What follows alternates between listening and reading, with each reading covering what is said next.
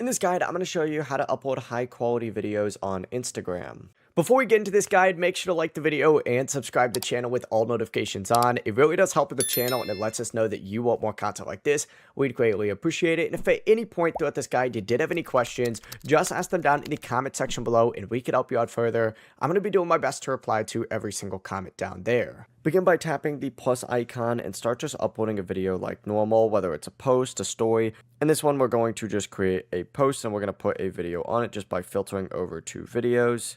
Once you have it selected, go ahead and hit next, and you need to look specifically in the options down at the very bottom on the final posting screen. So hit next again, it'll look something like this.